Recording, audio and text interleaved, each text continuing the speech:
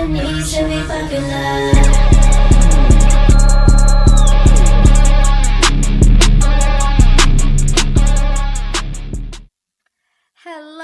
Hello, everybody. It is your girl SourPatch coming to you with another top sports of the weekend, which I never did a weekend one, but it's top sports news.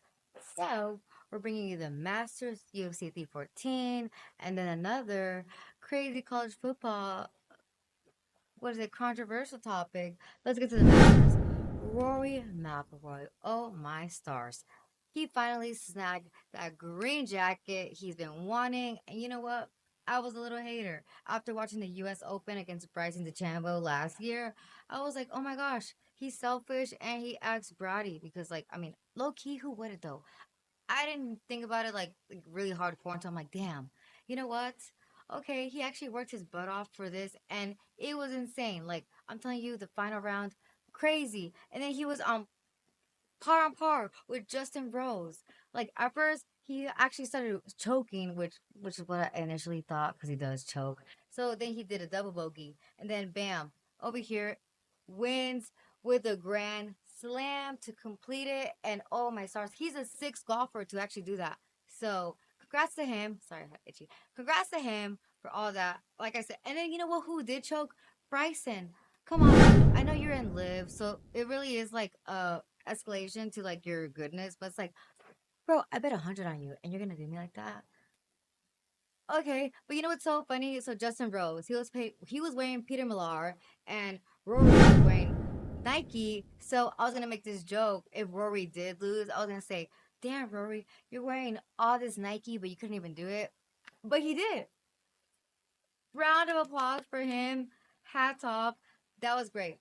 I applaud you. That was like such a great Masters. Which, by the way, CBS they reported that this is the most viewed game with 19 million viewers since 2018. So, wow, that was crazy. Like I said, it was really nice to watch. Like, if y'all didn't watch that, please stay tuned for the next one.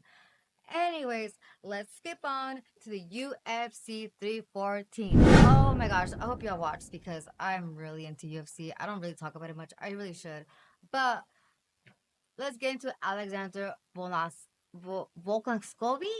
My bad if I butchered that, but oh my gosh, against Diego Lopez. So I did have Alexander at first, right? But then I'm like, you know what? I gotta go for my heritage. I'm Mexican. Diego Lopez. Okay, a ver si juegas.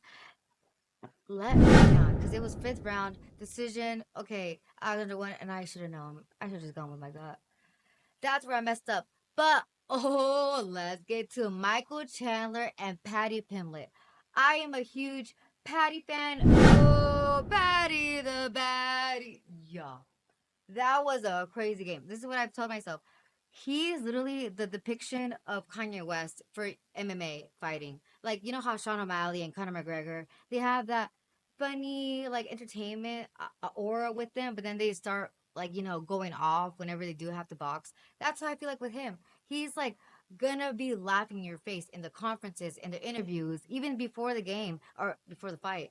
And next thing you know, he's over here obliterating you, pulverizing you, pop, pop, pop, pop, pop. Then he wins, boom, laughing in your face again, making all his silly dances. And that's what I like. I like character, I like entertainment when it comes to MMA. Like, I mean, obviously, it's already entertaining with all the fights, right? But man, you guys, that was intense. I don't think I've seen that much blood in like the whole entire like fight for the 314. I mean, I did see. Oh, let's go with Bryce.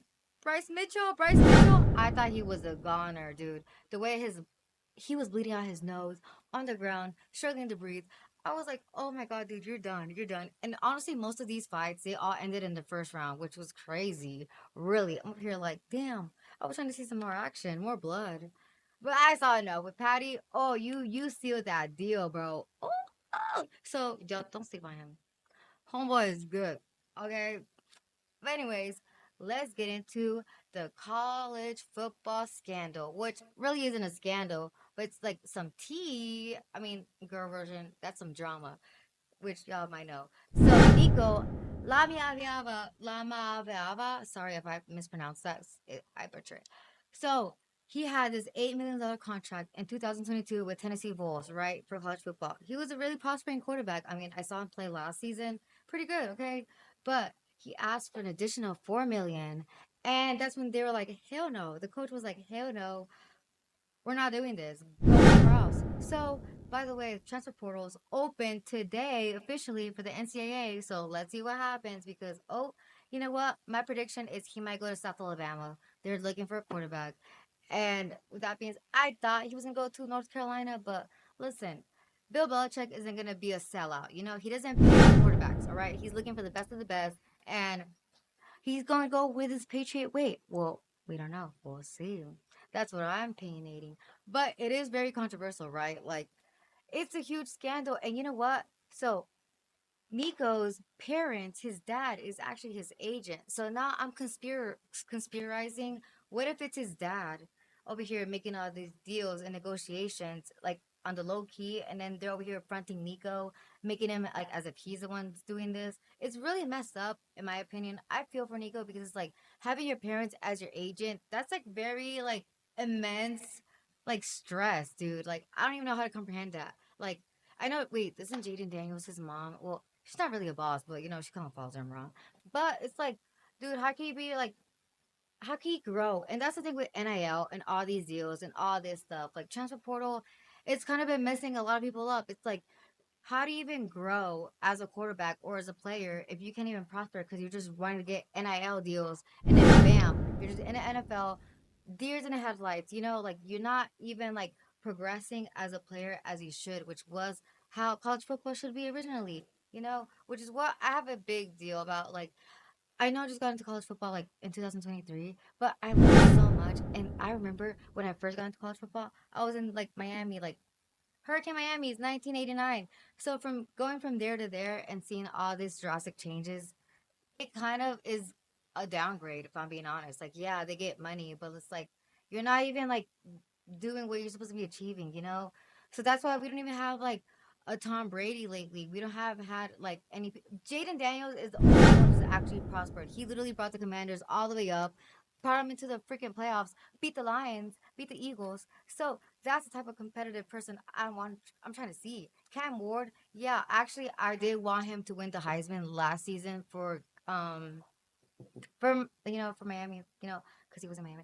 So that's why I'm like, dude, they don't make players like that no more. They don't even try. Like it's just about the money, which I get it, get your bank, but it's like, dude, you have a job and it's to be a fucking good player. But that's my opinion. I don't know. 2 cents. I'm just a girl. What do I know? But anyways, you guys, I hope you guys like my video. These are just my top weekend sports news stuff. I'll bring up more. There's so much stuff that's been happening lately. So I'm gonna bring that up in the next video. But with that being said, you guys, I hope you like this video. Hold on. But yep. Anyways, I'll see you guys in the next one. Like and subscribe and yep. See you in the next one.